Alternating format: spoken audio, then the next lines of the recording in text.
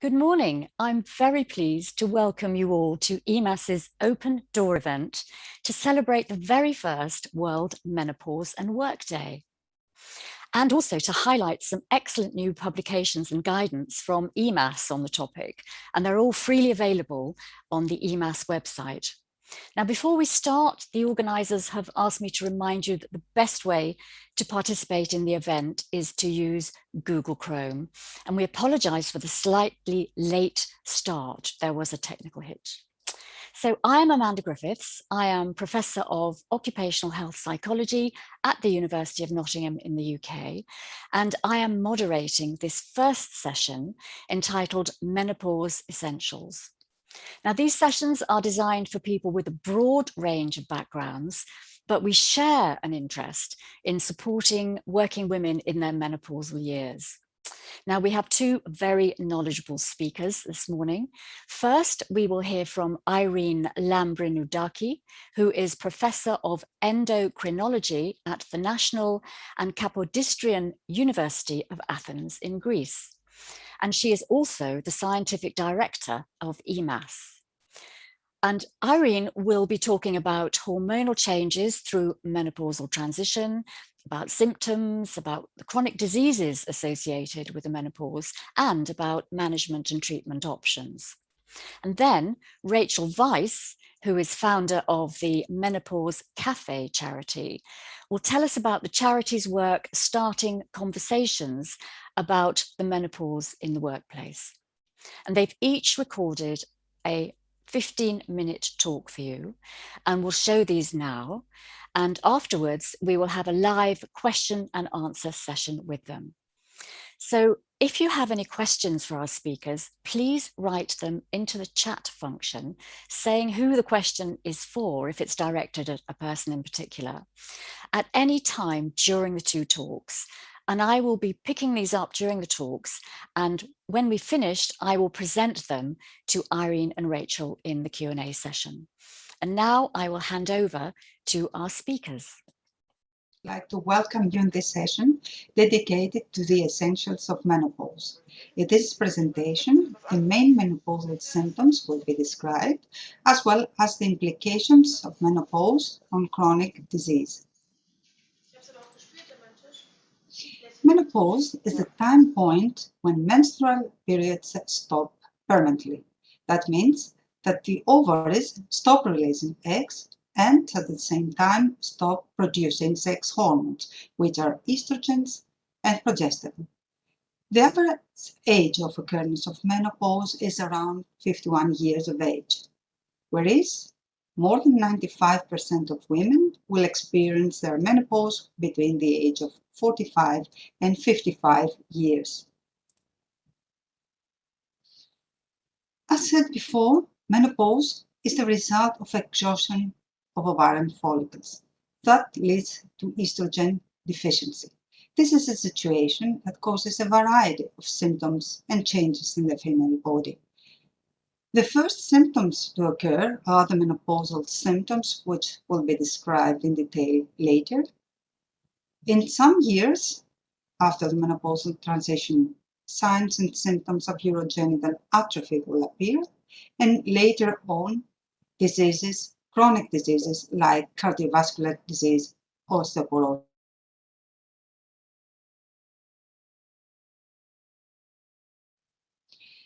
Before the final menstrual periods, there is a time period which is called menopausal transition, and this is characterized by irregular menstruation. Its duration is variable. On average, lasts 2 to 4 years, but in some women may last much longer. This period is characterized by fluctuations in hormone levels and by the occurrence of menopausal symptoms. The most frequent and the most prominent menopausal symptom are the hot flashes. This is an abrupt sense of heat which occurs in the upper part of the female body, and it is accompanied by profuse sweating, by palpitation, and by flushing. If hot flashes occur during the night, they are called night sweats. and usually these produce sleep disturbances, fatigue, and inability to cope with daily routine. Some women will experience muscle and joint pain, while others will experience depression, anxiety, and mood swings.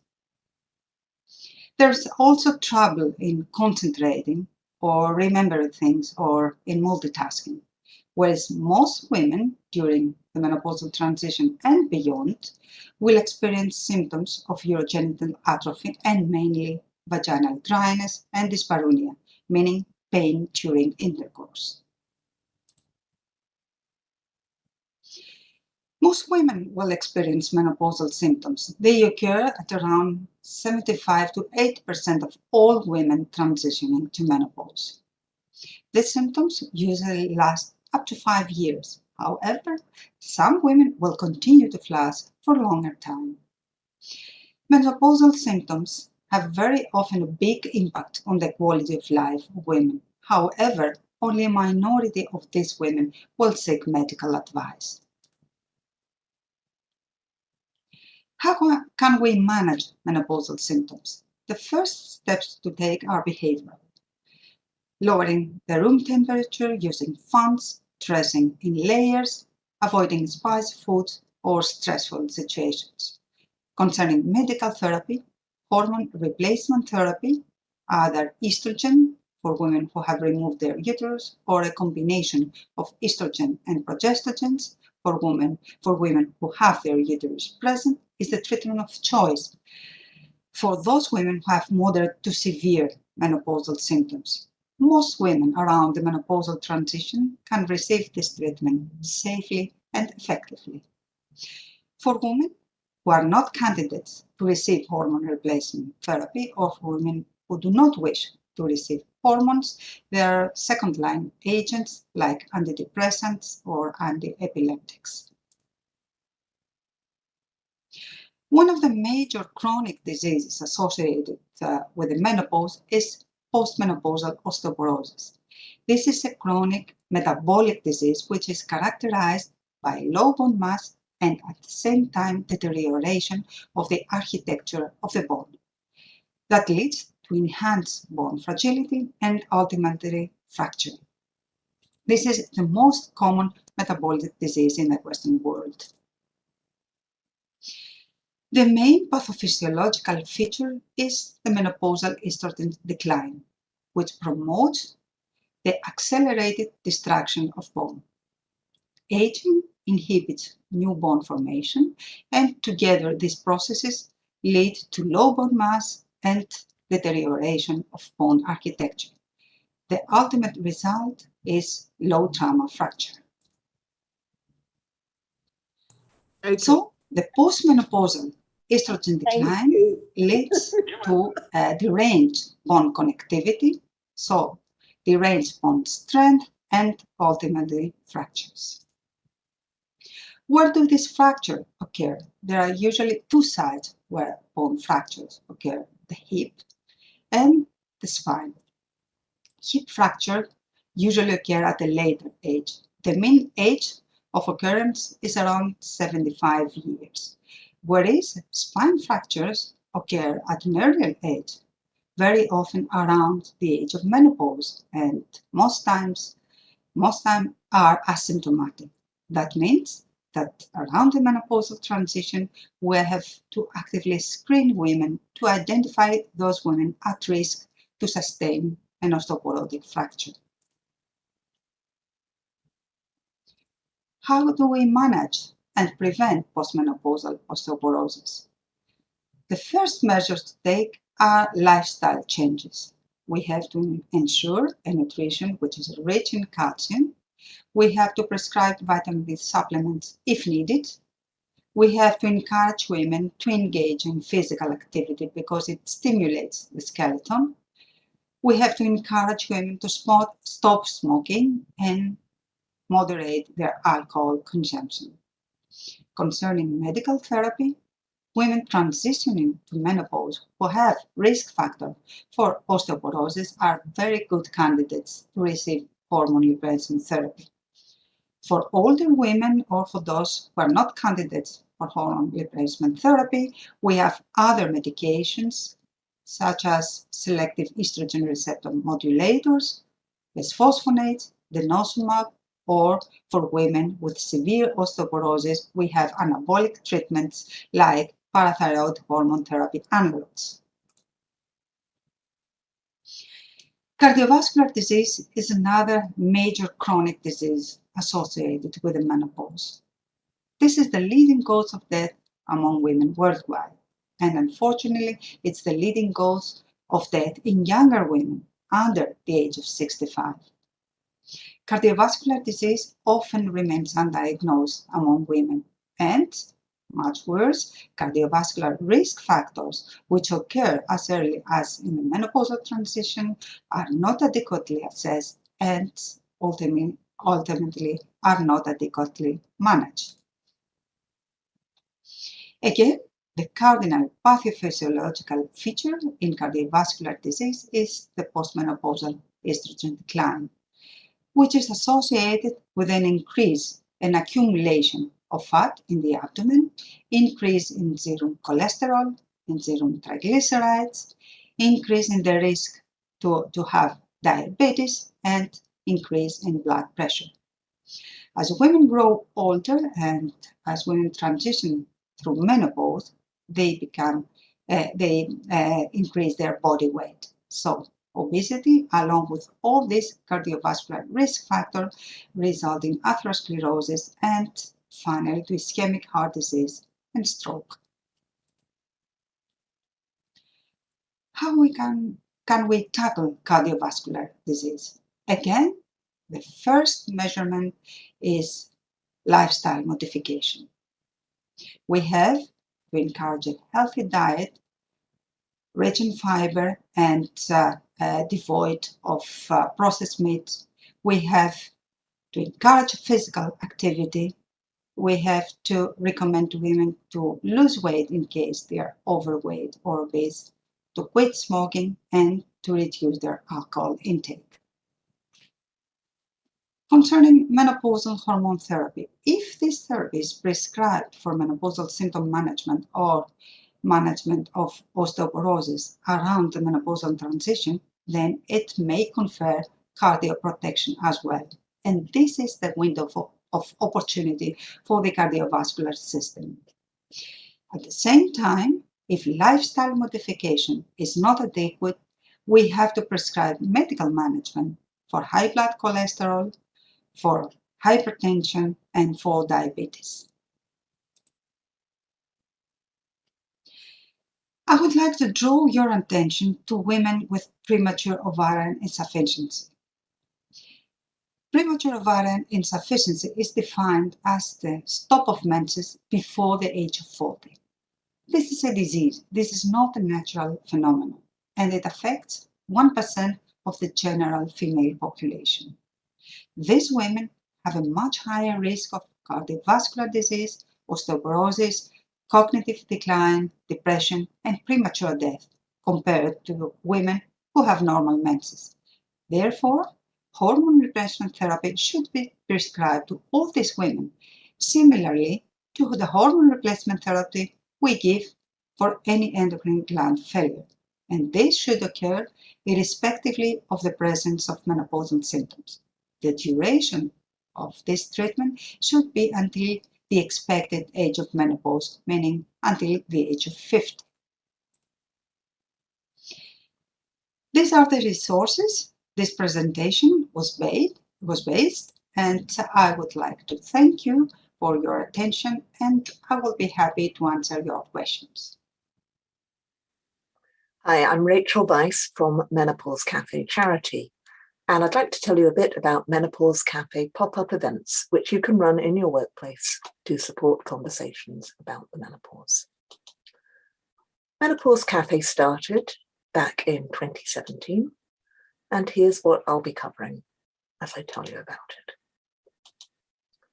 What's a Menopause Cafe? How can it be useful as part of a menopause-supported workplace? A bit about the world's only Menopause Festival, Café, and then we'll move So the Menopause Cafe started February 2017 when I watched a TV programme by Kirsty Walk called The Menopause and Me on BBC. And that made me realise how little menopause is talked about, one thing. And the other thing I realised was the vast array of symptoms. I had no idea at that point, knew nothing about menopause apart from your periods stop. Great, I wouldn't have to use contraception anymore, no more menstrual products, maybe I'd get the odd hot flush. That was the sum total of my knowledge. Watching this TV programme made me realise there's a whole array of emotional, cognitive and physical symptoms that could affect me. I was 50 at the time. So that got me thinking about menopause in more depth. And I'd already been running death cafes, which you may have come across. You can go to deathcafe.com. These were started by John Underwood. And at a death cafe, people just meet, drink tea, eat cake, and discuss death. They're pop-up events run by volunteers. It's a social franchise, and they run throughout the world. I really recommend them if you're interested, because the aim is to increase the awareness of death, which helps people make the most of their finite lives. So it helps us embrace life a bit more fully. Since I've been running these, I turned to my husband, we were watching telly, and said, I wonder if we could use the Death Cafe model, but just replacing death with a different taboo, menopause. So still creating safe spaces where people who want to talk about a particular topic can gather to do so. When it's a topic, death or menopause, that if you raise it in general conversation, I often find people take one big step backwards or look at you as if you're crazy. So that's how the idea of Menopause Cafe came about. Here are the founding principles, which we copied lock, stock and barrel pretty much from Death Cafe with the kind permission of John Underwood. So Menopause Cafe pop-up events are always in accessible, respectful and confidential spaces. This could be an online space, in someone's home, in an ordinary cafe, in a workplace cafe, in a room at work. They're open to all, regardless of age or gender. This is important. Menopause Cafe events are not restricted to people experiencing the menopause. So they're not a support group in that sense, although people get support from it. Our aim is to create conversations about the menopause, and we think everybody needs to be able to do that. So if you're in the workplace, that would be all ages and all genders and all degrees of seniority. So everyone's welcome to come and learn and share. There's no intention of leading to any conclusion or product or course of action. So there's no agenda. It's not designed to persuade people one way or the other, just a simple sharing space. And it's not for profit. We don't charge people to attend, and it's run by volunteers. So those are the key principles. If that appeals, you might want to run one in your workplace. Here's the very first one that took place in a cafe in Perth in June 2017. We sat there, had no idea if anyone would turn up, and to our delight, about 30 people did. And crucially, in their feedback forms, they said, when are you running the next one? So that's how from this one event in Perth, Scotland in 2017, it's now spread worldwide. There are no experts at a Menopause Cafe. I was not an expert when I held my first one. You just need to be able to facilitate groups. So if you've got somebody in your organisation who can facilitate groups, they can run a Menopause Cafe. There's no expectation of outcomes. We talked about these points. Social franchise, you just need to sign our working agreement on the website, send it into Menopause Cafe, then you can use our logo, we'll advertise your event. We've had to trademark the term because people have been misusing it, and we're now a registered charity. The aims of Menopause Cafe coincide with these aims of Soroptimist International, which is to educate, to empower the participants, and to enable them to take action, whether that's going to talk to their GP or campaigning in the workplace or politically. Here are two things that we hear repeatedly from participants in a Menopause Cafe that touched me. Now I know I'm not alone, and now I know I'm not going mad. Often in the workplace and in life in general, people are going through the menopause, not talking about it, not realizing that they are one of millions of people in the world experiencing these bewildering symptoms. Also, particularly if it's affecting them cognitively or they're sleep deprived, They can worry, as I did. Did I have early onset dementia? What was happening? I didn't know about perimenopausal brain fog. So although we can't change people's symptoms, we can help them knowing they're not alone, knowing they're not going mad. And these things make a big difference. So we've had events in all of the regions of the UK, plus Republic of Ireland. Canada was the first international event. Kenya, Copenhagen, USA. We've been part of the WOW Festival. We run an annual, the world's only menopause festival called Flush Fest. Next one's June the 18th, 2022. We've been given an award by the Prime Minister, and Kirsty Walker is now our patron, which is lovely, given that she inspired the founding of the charity in the first place. And we're a registered trademark. Here I am talking menopause to Princess Anne, who's not overly interested, I think it would be fair to say. And we've had a chapter in the Emboldened book and won a business award. Here are the committee, all volunteers doing it in their spare time. That's us, the Menoteers, celebrating the second birthday of the Menopause Cafe charity. Now, Menopause Cafe at work. Here's the first one. SSE, Scottish and Southern Energy, is our local electricity company. And they contacted us in January 2018 and said, would you come and run a Menopause Cafe at work? So I said, I'll come and help you run the first one, but then if one of you could start running your own ones, because that's the only way it's going to spread. We hadn't run one in the workplace before. So here it is. Again, I sat with Charlotte, who had the idea in this empty room, and she said, will anyone turn up? I've told 2 of my colleagues to come, to there might be 4 of us. And once again, there were about 30 people. And you can see how it works. People arrive, help themselves to tea and coffee. We invite them to just sit at a table like you would in a cafe. And that's pretty much it. Go over the ground rules and say, on you go. Maybe you'd like to start by talking about why you've come today. And we leave them to it. And after about 20 minutes, I usually clap my hands, ring a bell, and invite people to get up and move to another table so that they can benefit from different conversations. As the facilitator, you just keep an eye on the tables or the breakout rooms if it's online. Pop in and out. Here are some of the organisations that have run menopause cafes. There's about 60 different workplaces so far. We've got government organisations like the Border Police, universities, charities, hospices, NHS trusts, private companies like Glendoick Garden Centre. Some keep doing these regularly. They hold regular events like SSE now do them every couple of months. In other workplaces, it's a one-off event. And here's how it can tie in with other initiatives. Often a menopause cafe is the start in a workplace where you can gather people and find out who's interested and find out what they want. It's a very grassroots, bottom-up approach. From menopause cafes, often the organisation learns what people want. They might branch off to create a support group. After a few menopause cafes, some organisations decide they want to get speakers in. There are many speakers who can come and give a short bite-sized talk on menopause, the symptoms and what you can do about it, reasonable adjustments. Some organisations decide they need management training or they need policies. Other organisations start with some of these things. They decide what's needed and then come up with the menopause cafes, or you can do it bottom up. Start with the cafe, it's light, it's easy to do, it's consulting the workforce and see what ideas come from it. And ideally, someone who turns up for the first one will volunteer to keep running them every now and again. Here are our next 2, if you'd like to join us. These are just public ones, open to everyone. Tuesday, the 14th of September in the evening. These are both online, or there's also one on a Saturday afternoon. You can find out details and sign up by going to our website, www.menopausecafe.net, or you'll find us on Eventbrite.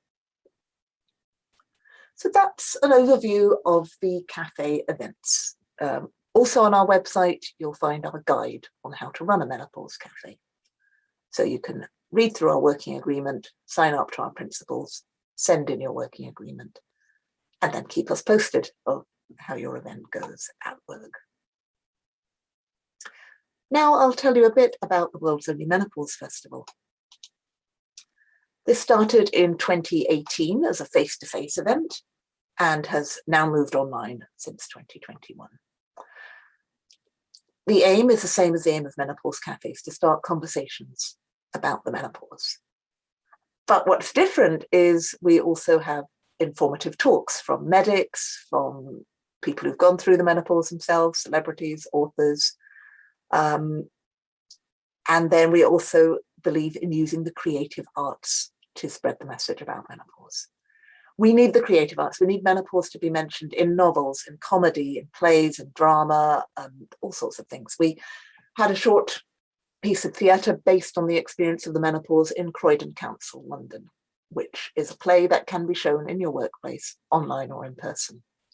Contact me for details. It's Hilary Baxter who produced the play. We had comedy nights, storytelling. I believe if you can laugh about it, that's a good way to bring menopause into popular culture and conversation and reduce the stigma.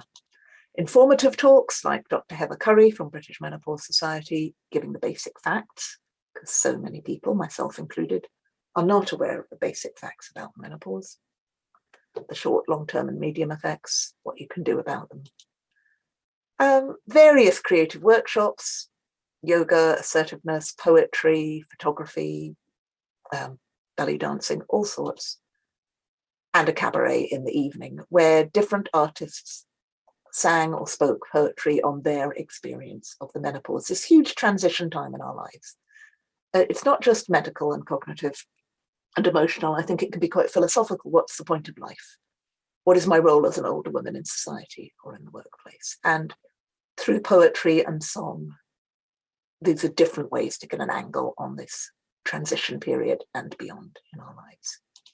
So the next event, Flushfest 2022 in June, online, again, details on our website.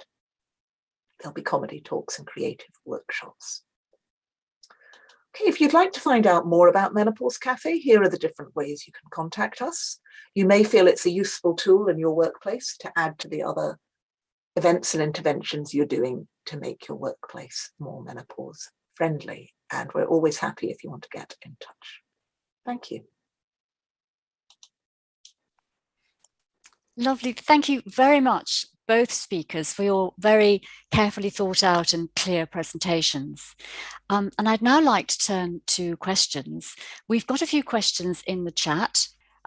Irene, I wondered if you could have a look at Ulrika's question, which is about typically what happens in Sweden. So this is a few questions up in the chat. And she's saying that very often GPs won't prescribe treatment for sleep disturbances and mood swings. So do you have any comment about that or thoughts about how these things may vary across Europe?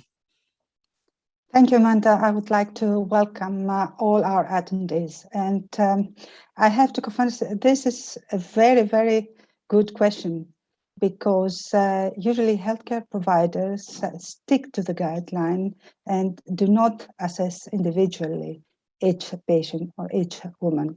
So if the symptoms occur in the menopause transition and are accompanied by hot flashes, usually they will lead to fatigue. They will lead to disturbed sleep. Clinicians must evaluate women and differentiate whether these symptoms are part of menopausal symptoms or is a new occurrence or a relapse of a depressive condition, of depression. And if it's the first situation, the first condition that sleep disturbances and mood swings are part of the menopausal syndrome, the climacteric syndrome, then you don't have to prescribe antidepressants. I think that HRT will effectively manage all these symptoms. And furthermore, vaginal dryness is another issue that should be dealt with independently of systemic symptoms. So the key point is individualization and thorough assessment of our patients. Thank you. Thank you, Irene. And while we've got you on camera, could I ask another question? This is from Wendy, which is for most women, it's about the question about, is it usually 5 years of symptoms or is it long term and gets worse over time? She's talking here about cognitive decline. Well, we have to differentiate memory problems that they occur. Sorry, I am searching this in the chat, but I don't think I can find them. Anyway, so we have to differentiate memory problems that occur within the menopausal syndrome, the climacteric syndrome, with cognitive decline that is part of a chronic disease associated with menopause. The first symptoms are harmless. And usually, once our patient explains on HRT, the symptoms will disappear. Once our patient can work and live as before, so she won't have these memory problems. On the other hand, cognitive decline associated with the menopause is a chronic disease that has to be dealt with in a preventive way. Okay, thank you very much, Irene. Could I turn to you, Rachel, which is a question I have, which is, how would you persuade senior managers that a menopause cafe is a good thing? It's echoing at my end. So I'll answer in the chat, unless it's not echoing at your end. It's echoing slightly, but I can hear you clearly. Can you, Irene? Okay. I assume if we can, our audience can hear relatively. Fine, then I'll speak, but with gaps. Yes. So you asked how we could persuade female managers. Senior managers. Thank you. I was going to pick up on that. You don't need to persuade a senior manager, but it's helpful if you have a senior manager on board. Usually the HR department, human resources, in their diversity or inclusion section will support you. You just need 1 or 2 volunteers to host the event. It depends how autonomous the workplace is, how much freedom there is for workers to organize an event themselves and to disseminate it throughout the organization.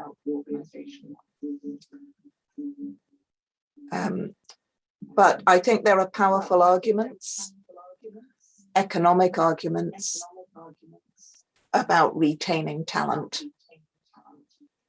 which is why the senior management would want their organization to support employees going through the menopause. Thank you, Rachel. Thank you. Irene, could I turn to you for a moment? We've got another question about HRT. The question here is, does the early start of HRT prevent cognitive disorders? Yes, if HRT is started around the age of menopause, then it will act as a preventive measure for cognitive decline later in age. Okay, and we had a question a little earlier in the chat which came to me, which is that if a woman has no menopausal symptoms, would you recommend taking HRT to prevent osteoporosis and cardiovascular disease? This is a good question as well. So first of all, we have to differentiate between natural menopause and early menopause or premature ovarian insufficiency. In women aged 45 years or less, HRT should be prescribed to all women, irrespectively of the presence of symptoms.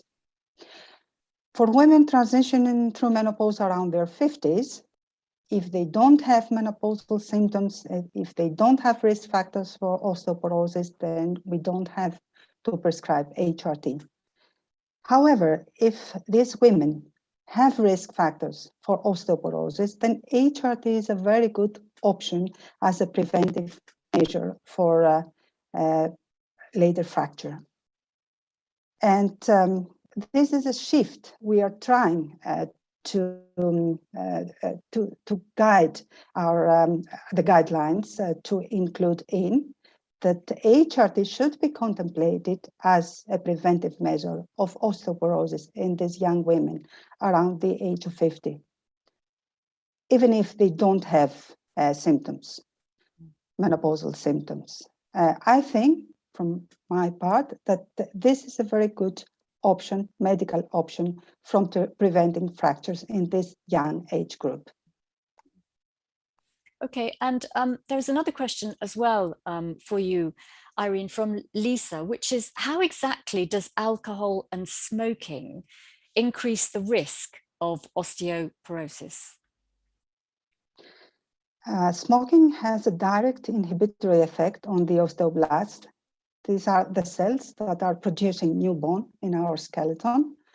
And alcohol, we have to say excessive alcohol intake, not social alcohol intake, has an effect on bones through various ways.